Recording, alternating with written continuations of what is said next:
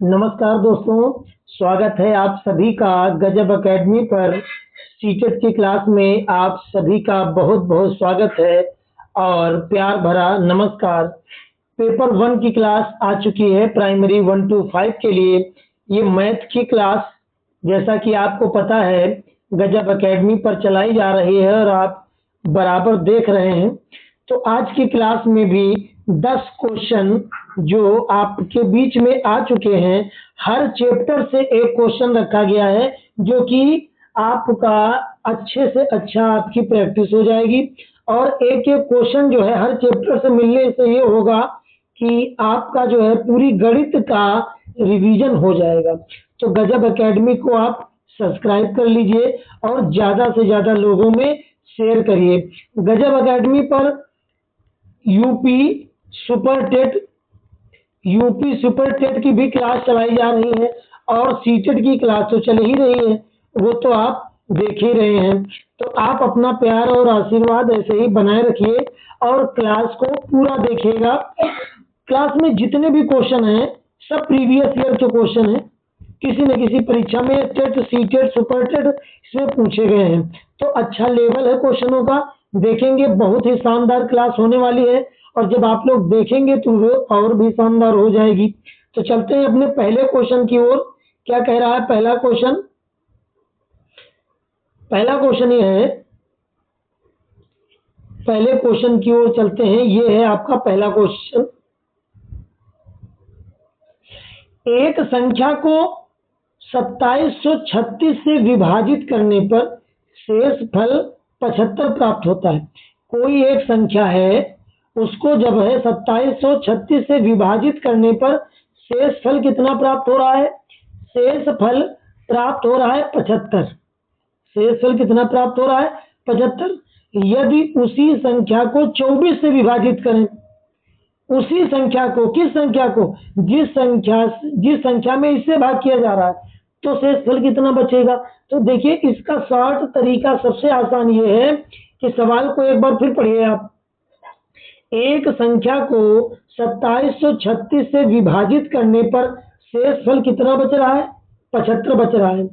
यदि उसी संख्या को 24 से विभाजित करें तो शेष फल क्या बचेगा? तो आप इस संख्या को 24 से विभाजित कर दो, जो शेष बच रहा है, जो शेष बच रहा है उसको 24 से विभाजित कर दो। तो 24 का 48, 24 तियां 72। तो जब 24 तियां 72 तो शेष फल कितना आ गया भैया? शेष फल आ गया आपका 3। शेष फल कितना आ गया? 3। तो फाइनल जवाब आपका हो गया ऑप्शन नंबर डी। बिल्कुल इजी तरीके से आप लगा सकते हैं, ना एक्स मानने की जरूरत है और ना समीकरण बनाने की जरूरत है। आप इजीली ऐसे हल कर सकते हैं। ये क्वेश्चन आपके समझ में आ गया होगा। उसके बाद क्वेश्चन नंबर सेकंड देखते हैं। बहुत ही अच्छा क्वेश्चन है, मजा आ जाएगा जितने समय पेपर आपको मिलेगा, क्योंकि वो सभी क्वेश्चन को पेपर में आए होंगे जो क्वेश्चन आपने अभी तक क्लासों में लगाए। देखते हैं क्वेश्चन क्या है। यदि किसी भिन्न के अंश को 200% बढ़ा दिया जाए और भिन्न के हर को 150% बढ़ा दिया जाए तो परिणामी भिन्न 9/35 हो जाती है। तो मूल भिन्न बताइए। तो देखिए भिन्न होती क्या है? भिन्न जो होती है वो होती x बटे, ये भिन्न x बटे वाई के रूप में, यानी p बटे q के रूप में, x बटे वाई के रूप में ये अंश होता है और ये होता है हर। अब क्वेश्चन पर चलते हैं। क्वेश्चन ने क्या कहा है? यदि किसी भिन्न के अंश को 200% बढ़ा दिया जाए, कितना बढ़ा दिया जाए? तो 200% बढ़ा दिया जाए। तो जब 200% बढ़ाएंगे, देखते हैं 100 में जो चीज बढ़ेगी घटेगी वो 100 में बढ़ेगी घटेगी। अगर 200% बढ़ाएंगे तो 100 में 200 की वृद्धि कितना हो गया? 300। 300 x% हो गया। और हर में क्या कर रहा है? हर में 150% बढ़ा रहा है, तो ये हो गया 250 y% बराबर भिन्न कितनी बन रही? 9/35। अब इसको कैंसिल कर देते हैं। देखिए प्रतिशत से प्रतिशत कट गया और इसको जो है अगर हम 3 से काटेंगे तो 3 तरह का 9 हो जाएगा ये 3 से कटेगा तो ये कितना आ जाएगा 100, ये 100x हो गया। और इसको अगर हम 5 से काटेंगे तो 5 सत्ते 35 और 5 25, ये 50y आ गया। इतना समझ में आ गया होगा। उसके बाद अब देखिए 50 को हम 100 को काटेंगे तो 2 आ जाएगा, 50 दूनी 100, ये इतना आ गया। अब आपके पास बचा क्या वो लिखते हैं।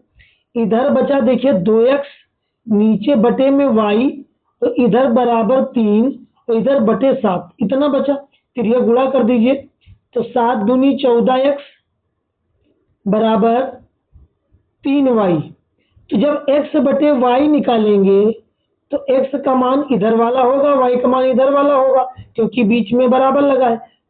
आ जाएगा 3/14। 3/14 जो है ये हमारी मूल भिन्न हो गई, जो क्वेश्चन हमसे पूछना चाह रहा है। ऑप्शन नंबर डी हमारा बिल्कुल सही जवाब हो जाएगा। इसके बाद क्वेश्चन नंबर नेक्स्ट देखते हैं। अगर आप साथ साथ हल कर रहे हैं तो आपको पता भी चल रहा होगा कि क्वेश्चन जो है किस लेवल के हैं, क्वेश्चन का लेवल क्या है। ये देखिए अच्छा क्वेश्चन है। क्वेश्चन में दिया है, इसको नोट करते हैं। 40.96 बराबर 64, ये दिया हुआ है। अब हमारा क्वेश्चन क्या है? क्वेश्चन है under root 40.96 plus under root 0.4096 plus फिर अंडर रूट 0.004096। ये जो रूट लगा है ये वर्गमूल लगा है। अब आप क्वेश्चन को देखिएगा, अंडर रूट 40.96 इसके बराबर क्या है 64, तो इसकी जगह पर तो 64 आ जाएगा, 64 आ जाएगा, कोई दिक्कत नहीं, सेम टू। प्लस अब देखिए यहाँ 40.96 लिखा है। अब ये वर्गमूल में है, ये वर्ग लगा है वर्गमूल, तो यहाँ पर 4 है तो 2 का जोड़ा बाहर निकलेगा। अगर 4 अंक बाद दशमलव लगा है तो बाहर जो निकलेगा वो 2 अंक बाद दशमलव लगेगा, क्योंकि वर्गमूल में है। इसका वर्गमूल यही होगा भाई, 4096 का वर्गमूल 64 होगा, तो 4096 जो है इसका वर्गमूल 64 होगा। लेकिन 4 अंक बाद दशमलव लगा है तो कितने अंक बाद दशमलव लगेगा बाहर? 2 अंक बाद। अगर अंदर 8 अंक बाद दशमलव लगा है तो रूट के बाहर 4 अंक बाद दशमलव लगेगा।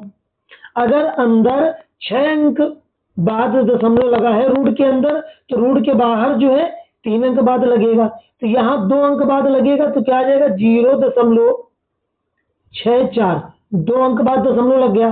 प्लस अब ये 2 अंक बाद जब दशमलव आपका लग गया, उसके बाद यहाँ कितने अंक बाद है? 2 2 4 2 6 अंक बाद दशमलव है, तो यहाँ लगेगा बाहर 3 अंक बाद दशमलव लगेगा, तो ये आ जाएगा 0.064, ये आ गया। अब बीच में प्लस लगा है, सबको जोड़ देते हैं।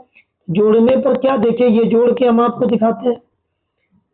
64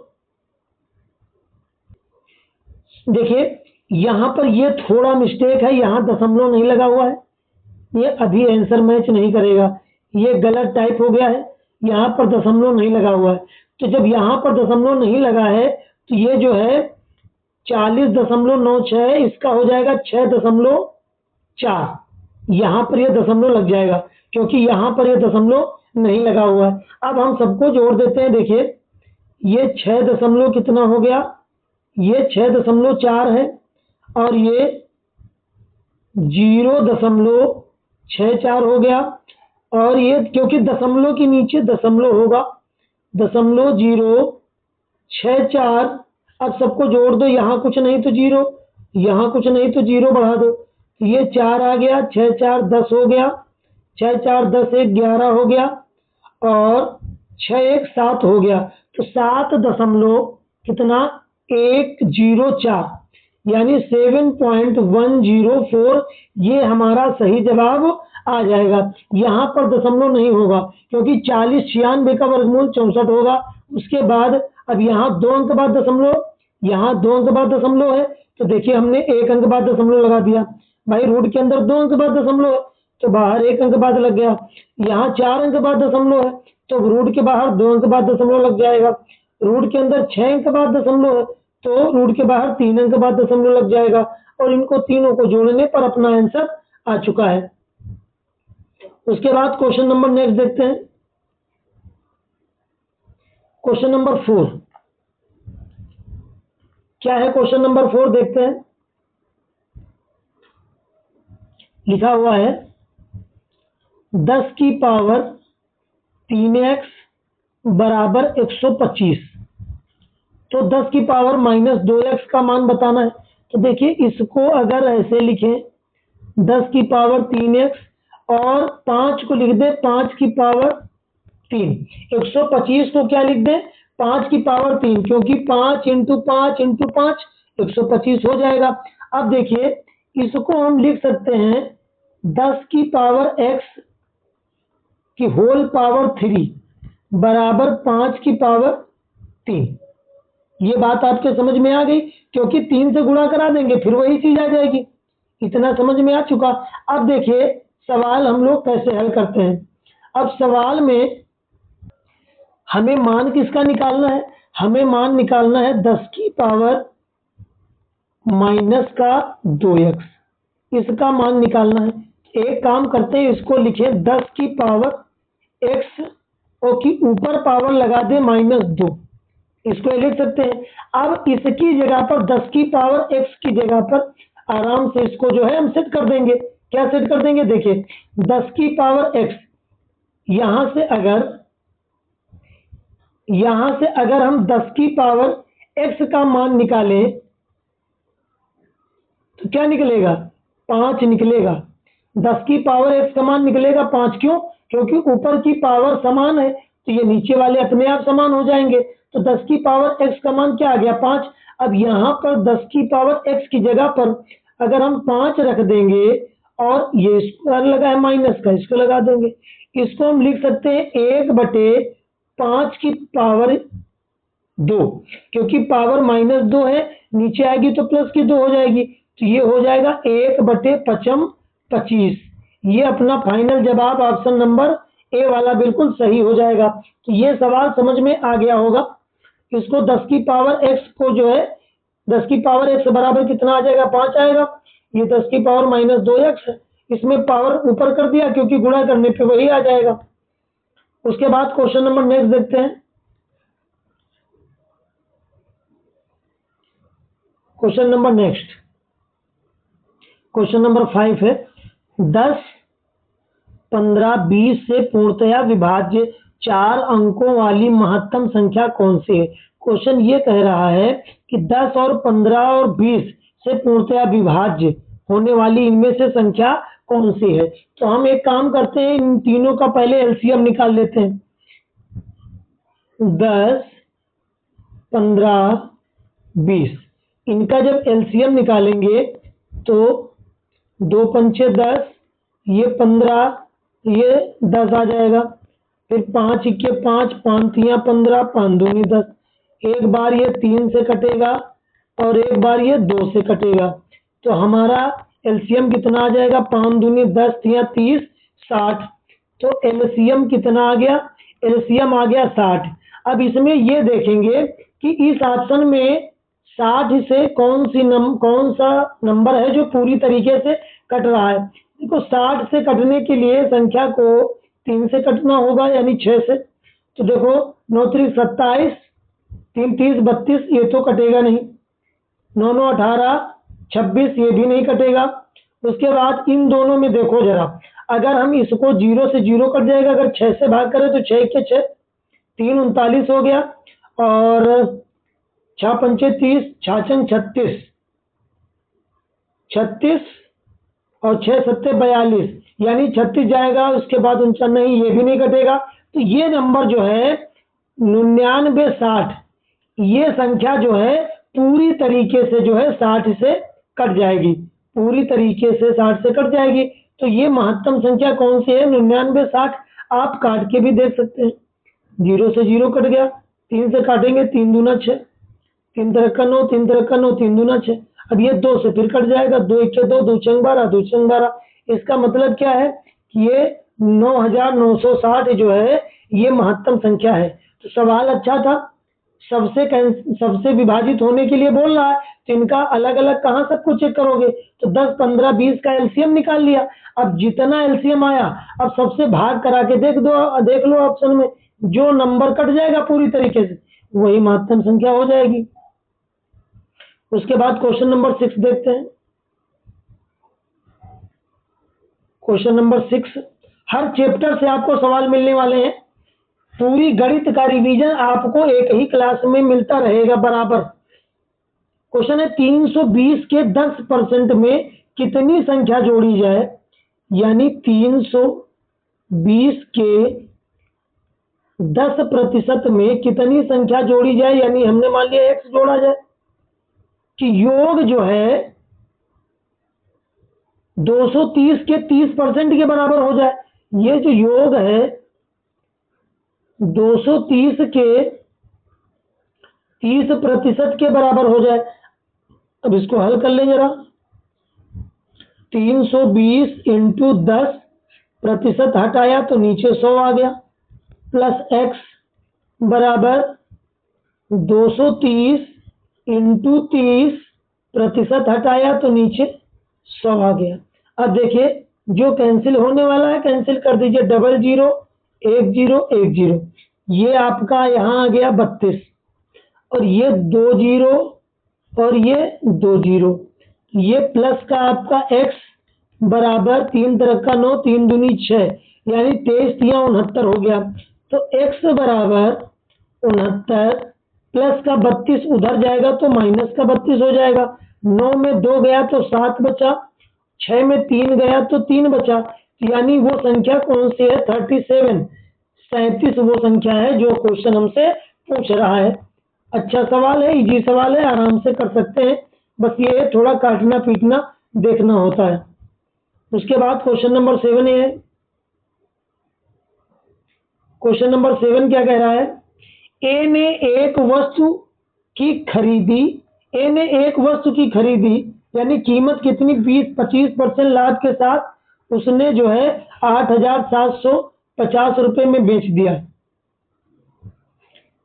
जिससे उसके अंकित मूल्य पर उसे 30% की छूट मिली। तो अंकित मूल्य कितना, ये क्वेश्चन पूछ रहा है। क्वेश्चन को एक बार और पढ़ते हैं। ए ने एक वस्तु की खरीदी गई कीमत पर 25% लाभ के साथ उसे 8,750 रुपए में बेच दिया, जिसके अंकित मूल्य पर उसे 30% की छूट मिली थी। तो अंकित मूल्य हमको बताना है।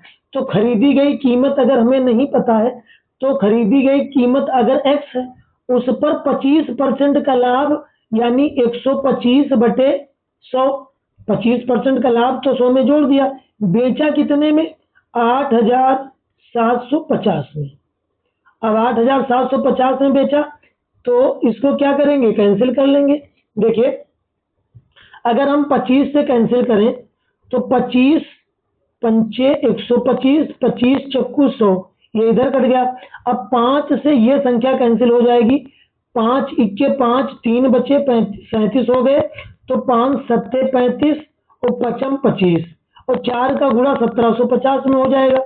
जब 4 का गुणा 1750 में करेंगे तो 4 0 0, 4 पंचे 20, 4 सत्ते 28, और 28 2 30, और 4 इक्के 4, और 4 3 7, यानी खरीदी गई जो वस्तु थी उसकी कीमत कितनी आ गई 7,000। खरीदी गई वस्तु की कीमत कितनी आ गई 7,000। अब आगे का है जिसके अंकित मूल्य पर 30% की छूट दे रहा है, तो अंकित मूल्य हमें नहीं पता।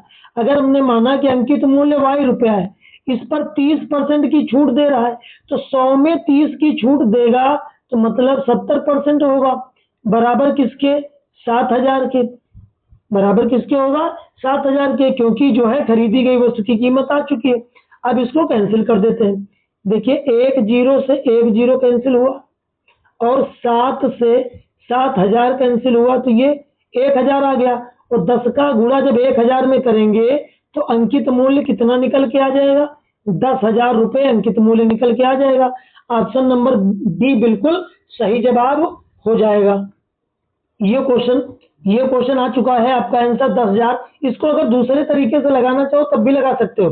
दूसरे तरीके से अगर लगाना चाहो ऐसे लगा सकते हो। देखिए, ए ने एक वस्तु की खरीदी गई कीमत पर 25% लाभ के साथ उसे जो है 8,750 रुपए में बेच दिया। तो पहले इसका हम क्रय मूल्य अंकित मूल्य निकाल दें। तो देखिए, बेचा कितने में? 8,750 रुपए में 25% का लाभ, तो लाभ और हानि 100 में जुड़ेगा, ये हो गया 125। क्रय मूल्य अंकित मूल्य निकालोगे वो तो 100% पर ही निकलेगा। अब हल कर दीजिए। 25 पंचे 125, 25 चक्कू 100। अब 5 से इसको कैंसिल कर दीजिए। 5 इक्के 5, 5 सत्ते 35, 55 25। अब 1750 का जब गुणा करेंगे 4 में तो कितना आ जाएगा? 4 पंचे 20, सॉरी 4 0 0, 4 पंचे 20, 4 सत्ते 28, 2 30, 4 इक्के 4 3 7। अब अंकित मूल्य कितना आ गया? 7,000। अंकित मूल्य 7,000 रुपये आ गया। अब इस पर जो है 30% छूट देने के बाद उसका फिर अंकित मूल्य यानी क्रय मूल्य पूछ रहा है।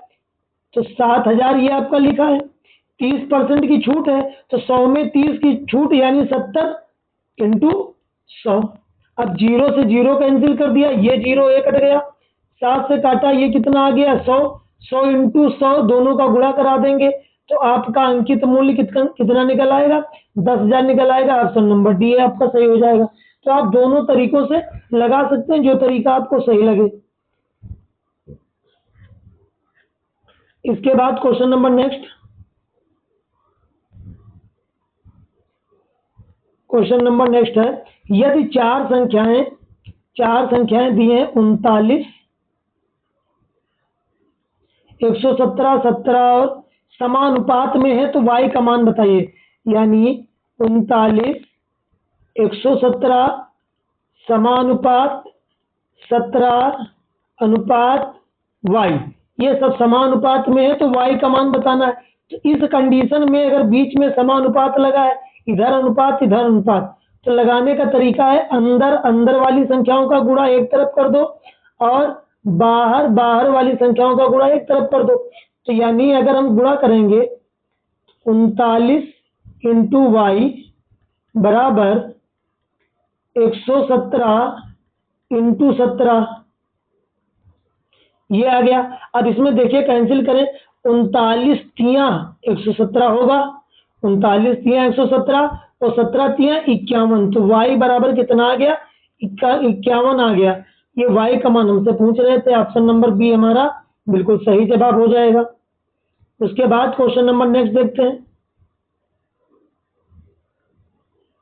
क्वेश्चन नंबर 9, साधारण ब्याज दर पर कोई राशि 16 वर्ष में दोगुनी हो जाती है तो कितने वर्षों में तिगुनी हो जाएगी? साधारण ब्याज दर पर कोई राशि 16 वर्ष में दोगुनी हो जाती है तो कितने वर्षों में तिगुनी हो जाएगी? मोस्ट इंपॉर्टेंट क्वेश्चन है, देखते हैं। साधारण ब्याज की दर पे कोई राशि 16 वर्ष में दोगुनी हो रही।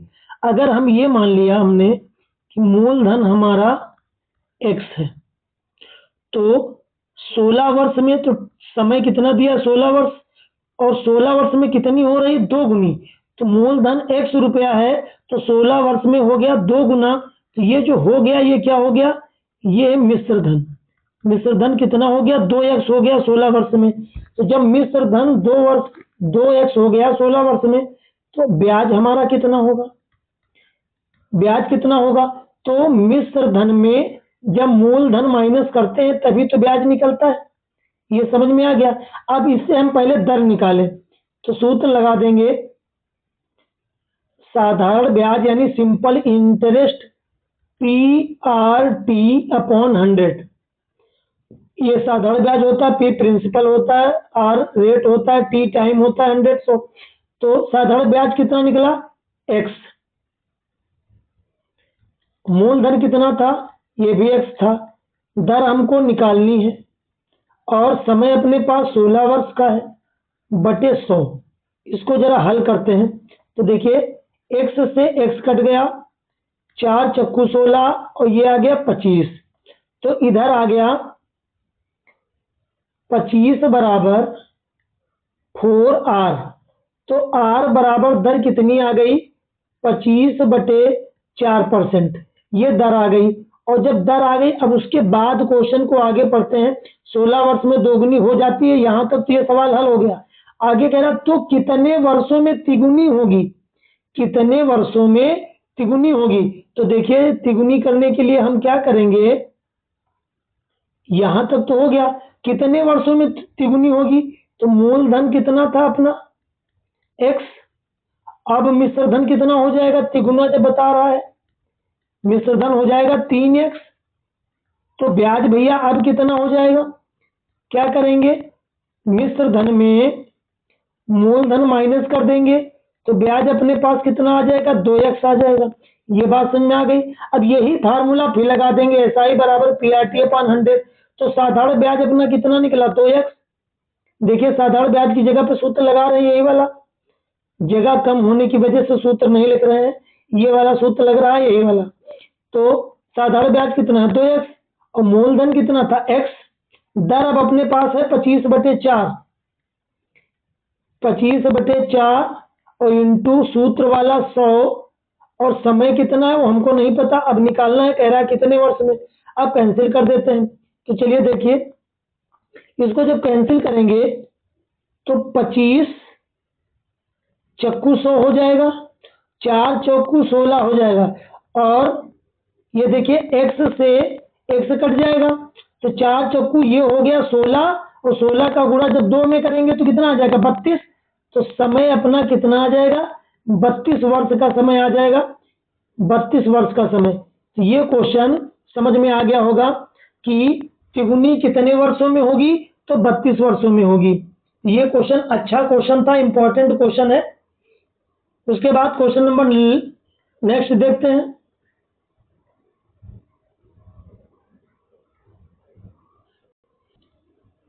क्वेश्चन नंबर 10, एक निश्चित धनराशि 1 वर्ष 9 माह की अवधि के लिए 10% वार्षिक चक्रवृद्धि ब्याज की दर से ऋण पर दी जाती थी। यदि चक्रवृद्धि ब्याज 1460 रुपया हो तो ऋण पर दी गई धनराशि ज्ञात कीजिए। अच्छा क्वेश्चन है, देखते हैं।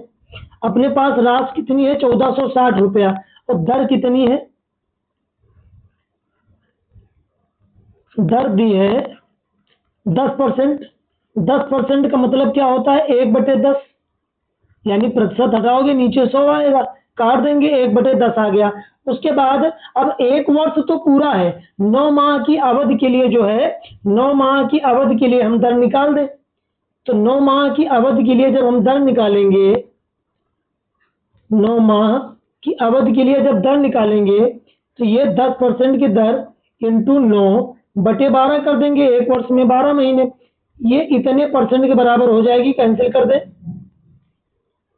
3 तरह का 9, 3 चक्कू 12, और ये 3 दहम 30, 3 दहम 30, और इसको कैंसिल करेंगे। अब देखिए, प्रतिशत का 100 भी लगेगा। इसको जो है, ये प्रतिशत हो गया, प्रतिशत का 100 भी लगाना पड़ेगा। तो ये आ जाएगा 10 इंटू 9/12 इंटू 100। प्रतिशत हटेगा, 100 आ जाएगा। अब कैंसिल करते हैं, 10 दहम 100 और 3 चक्कू 12, 3 तरह का 9। तो ये आ गया 3/40। 3/40% इतना ही आ गया। और ये अपना था 1/10। तो इसमें क्या करेंगे? एक तरफ हम लिखेंगे मूलधन और एक तरफ लिखेंगे राशि। एक तरफ मूलधन और एक तरफ राशि।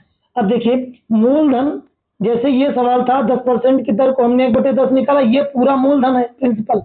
तो 10 में 1 की वृद्धि कितना हो गया? 11 हो गया। तो 10 रुपए में 1 की वृद्धि राशि कितनी होगी? 11।